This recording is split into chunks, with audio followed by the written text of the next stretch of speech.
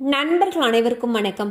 இன்னைக்கு நம்ம இந்த வீடியோல தமிழகத்தில் மீண்டும் பல மாவட்டங்களில் கனமழை என்ற தகவல் வெளியாகியுள்ளது. ஸோ அதை பத்தி தான் இப்ப நம்ம பார்க்க போறோம். தென்னிந்திய பகுதிகளின் மேல் ஒரு வளிமண்டல மேலடுக்கு சுழற்சி நிலவுகிறது. இன்று வட தமிழகத்தில் ஒரு சில இடங்களிலும், தென் தமிழகத்தில் ஓரிரு இடங்களிலும், புதுவை மற்றும் காரைக்கால் பகுதிகளிலும் இடி மின்னலுடன் கூடிய லேசானது முதல் மிதமான மழை பெய்யக்கூடும். மேலும் இன்று திருவண்ணாமலை, கள்ளக்குறிச்சி, விழுப்புரம், கடலூர், மயிலாடுதுறை, திருச்சி, அரியலூர், பெரம்பலூர் ஆகிய மாவட்டங்களில் ஓரிரு இடங்களிலும், புதுவை மற்றும் காரைக்கால் பகுதிகளிலும் கனமழை பெய்ய வாய்ப்புள்ளது.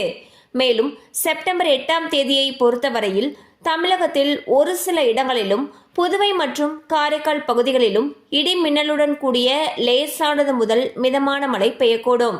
ராமநாதபுரம், சிவகங்கை, புதுக்கோட்டை, தஞ்சாவூர், திருவாரூர், நாகப்பட்டினம் ஆகிய மாவட்டங்களில் ஓரிரு இடங்களில் கனமழை பெய்ய வாய்ப்புள்ளது.